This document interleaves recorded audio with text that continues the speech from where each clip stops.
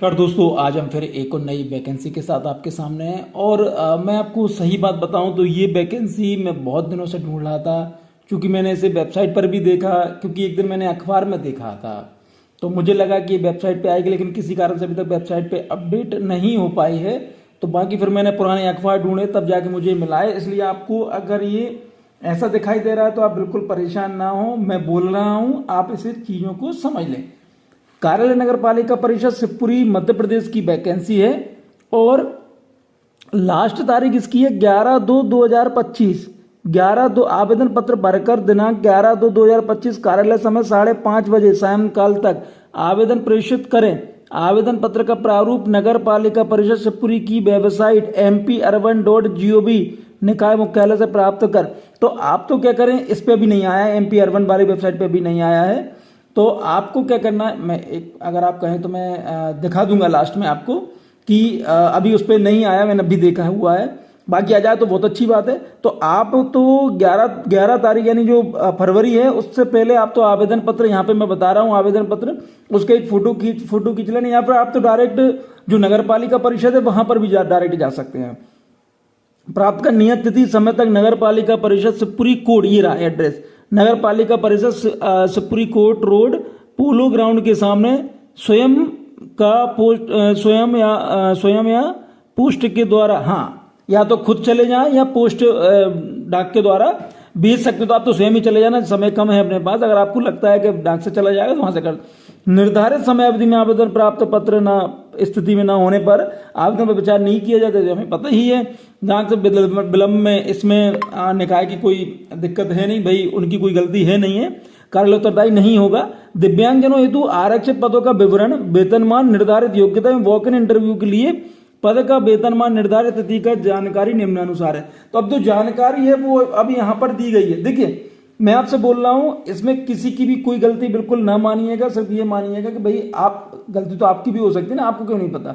तो भाई अखबार में आया था 28 जनवरी 2025 भास्कर में ये आया है, भोपाल का जो एडिशन है उसमें मैंने पढ़ा हुआ है, उस पर ये आया हुआ था पेज नंबर 11 पर। पेज नंबर 11 पर आप इसे देख सकते हैं, सॉरी पेज नंबर 10 पर है ये, इसे आप देख सकते हैं। और मैं कोशिश करूंगा कि उसका एक वीडियो बना के लास्ट में मैं आपको इसका एक डाल दूंगा, तो आपको हो सकता है उसमें समझ में आ जाए।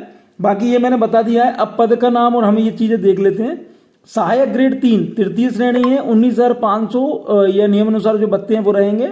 और कुल 2 वैकेंसी हैं। योग्यता हायर सेकेंडरी परीक्षा 10+2 उत्तीर्ण तथा विश्वविद्यालय से कंप्यूटर एप्लीकेशन से पत्रोपाधि प्रमाण पत्र हो, साथ ही कंप्यूटर पर 20 शब्द प्रति मिनट की गति से शासन द्वारा अधिकृत संस्था से प्राप्त हिंदी में टाइपिंग की दक्षता प्रमाण पत्र यानी CPCT हो। सिंपल सी बात है। सहायक राजस्व निरीक्षक तृतीय श्रेणी का है, इनमें भी सैलरी 19,500 एवं नियम अनुसार जो बत्ते हैं वो रहेंगे। ये सभी गवर्नमेंट जॉब है। और हायर सेकेंडरी परीक्षा 10+2 उत्तीर्ण की हो, विश्वविद्यालय से सेम चीज इसमें मांगी गई है। जन सेवक की हम बात करें, सॉरी सबसे पहले हम इसकी 3 नंबर व्रत हम आम बोलचाल भाषा में इन्हें चपरासी कहते हैं, प्यून कहते हैं। चतुर्थ श्रेणी है और 3 वैकेंसी हैं। 8वीं कक्षा उत्तीर्ण मांगी गई है। जन सेवक चतुर्थ 8,000 तथा कलेक्टर दर 8,000 सैलरी रह सकती है, या कलेक्टर दर जो भी अधिक हो वो रहेगी। 14 वैकेंसी 5वीं पास मांगा गया है। ठीक है, तो मुझे लगता है कि अब ये चीजें आपको यहाँ पर समझ में आ गई। ठीक है, तो अब हम आगे बढ़ते हैं। और क्या बोला गया है, अब यहाँ पर ये आ गए रूल्स एंड रेगुलेशन। ठीक है, इसमें मुझे लगता है कि अब आपको सही दिखाई दे रहा है, तो इसलिए अब इसको थोड़ा सा छोटा कर लेते हैं जैसे आपको और स्पष्ट दिखाई दे। उसकी वजह से बड़ा कर रखा था हमने। ठीक है, चलिए अब क्या क्या चीजें हैं। हालांकि इससे संबंधित हमने अभी तक लगभग 50-60 वैकेंसी डाल दी है, तो हो सकता है आपको पता चल गया होगा। बाकी मुख्य मुख्य चीजें मैं बता देता हूं। आवेदक मध्य प्रदेश का मूल निवासी होना चाहिए, ये नियम है। समस्त प्रमाण पत्रों का सक्षम अधिकारी तथा अथवा स्वयं सत्यापित करने उपरांत प्रमाण पत्रों की प्रति संलग्न प्रेषित की जाएंगी। और मध्य प्रदेश शासन ये सब चीजें, कर्मचारी वगैरह ये सब 18 से 45 वर्ष की आयु चाहिए, 18 से 40 की चाहिए। लेकिन जो आरक्षण है, जो आरक्षण जिनको मिलता है उनमें 5 वर्ष की छूट रही है। ये नियम कायदे कानून एक बार पढ़ लें। और अगर हो सके, अगर आप शिवपुरी के हैं या फिर अगर आप जा सकते हैं तो वहां से ये चीजें मंगवा लें। हालांकि आप इसका भी स्क्रीनशॉट खींच सकते हैं, तो उसको भी आप आराम से पहले एक बार ध्यान से पढ़ लें, उसके पश्चात ही उसके बाद ही आवेदन करें, बिना पढ़े आवेदन ना करें। और आप इसको पढ़ने के बाद ही मुझसे कुछ पूछिएगा। कई बार क्या होता है कि आप लोग बिना पढ़े ही मुझसे कुछ पूछ लेते हैं, मुझे भी कई सारी चीजों की जानकारी नहीं होती है। तो आप तो जो वास्तविकता है वो ये है जो मैंने बता दिया आपको। अगर आपके पास आसपास कहीं दैनिक भास्कर आता हो तो उसमें आप देख सकते हैं, पत्रिका अखबार में भी आया था लेकिन उसकी मुझे डेट नहीं पता है।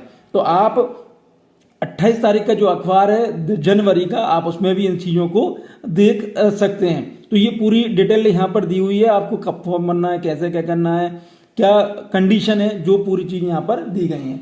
अब मैं आपको लास्ट में बता देता हूं कि फॉर्म कैसे भरना है, क्योंकि फॉर्म में क्या क्या दिया हुआ है।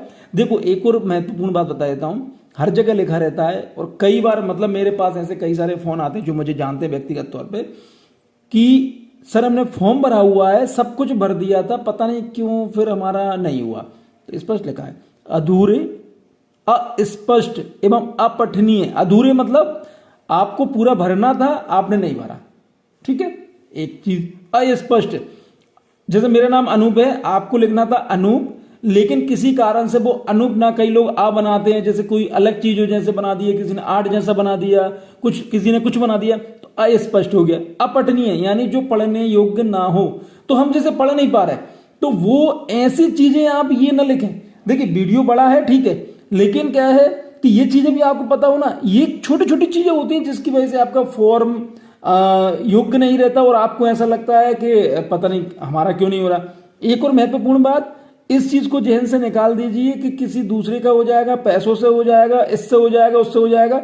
अगर आपको लगता है कि पैसों से हो रहा हो तो आप अभी इतनी सारी वैकेंसीज निकली, सभी जगह देख ली, सभी जगह के नाम वगैरह आ गए हैं। इनकी जो वेबसाइट है जो मैंने आपको बताई थी MP-1, उस पर जाकर देख लीजिए। चलिए हम आगे बढ़ते हैं हमारी चीजों पे। वॉक इन इंटरव्यू के लिए आने वाले आवेदक किसी प्रकार का यात्रा भत्ता नहीं दिया जाएगा। चलो हम आगे बढ़ते हैं। एक और चीज, अब जो इसमें दिया हुआ फॉर्म की, ये रहा फॉर्म, ठीक है। तो फॉर्म हम देखते हैं, इसको पहले हम बड़ा करके देख लेते हैं।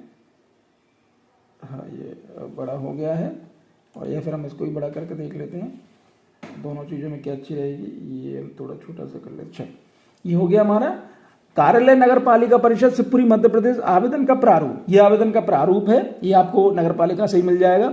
यहाँ पर आपका फोटो आ जाएगा स्वप्रमाणित।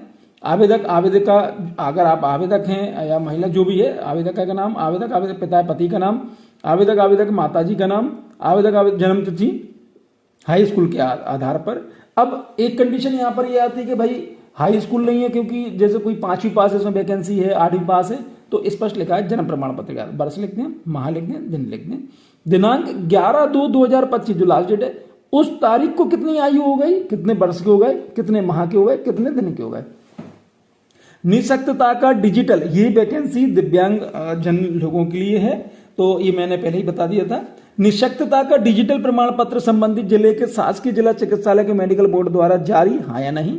दिव्यांगता की श्रेणी, किस श्रेणी में आप आते हैं, दिव्यांगता का प्रतिशत कितना है, आवेदक आवेदका का जाति क्या है, आवेदक आवेदका का यदि विवाहित हो तो विवाह पंजीयन पत्र अनुसार विवाह की दिनांक क्या है, जीवित संतानों का विवरण देना है आपको, वर्तमान पता पिन कोड, स्थायी पता पिन कोड, पत्राचार का पता पिन कोड, रोजगार का। अब मैं एक और चीज यहां पे क्लियर कर देता हूं कि कई बार नहीं पता होता। वर्तमान पता मतलब होता है कि जिस जगह आप रह रहे हैं। स्थायी पता मतलब वो होता है, जैसे मान लीजिए कि आप, ये शिवपुरी की वैकेंसी है, मान लीजिए आपके शिवपुरी में कहीं पर किराए से रहने लगे, तो वो हो गया आपका वर्तमान पता। स्थायी पता, मान लीजिए शिवपुरी का कोई सा गांव है, कोई सी तहसील है, वहां के आप हैं, तो वो आपका हो गया स्थायी पता। पत्राचार का पता, कि भैया अब ये बताओ कि दोनों में से पत्राचार का पता किस पे करें, क्योंकि कई बार हो सकता है कि आप किराए से रहते हो और हो सकता है कि आपकी ऐसी कंडीशन हो कि आपको घर खाली करना हो, तो कंडीशन कई सारी होती है, इसलिए स्पष्ट यहाँ पे है। रोजगार कार्यालय का जीवित पंजीयन क्रमांक एवं रोजगार कार्यालय का नाम लिखते हैं आप। रोजगार कार्यालय का जीवित पंजीयन, ये रोजगार कार्यालय की चीजें आपको पता होंगी पूरी चीजें, और नहीं तो आप रोजगार कार्यालय जाके पता कर सकते। संविदा पद हेतु अनुभव का विवरण, यहाँ पर आपको कोई संविदा जो पद है उसका अगर अनुभव है तो आपको यहाँ पर विवरण देना है। शैक्षिक और तकनीकी योग्यताएं, प्रमाण पत्रों की 100 प्रमाणित छाया प्रतियां संलग्न करें।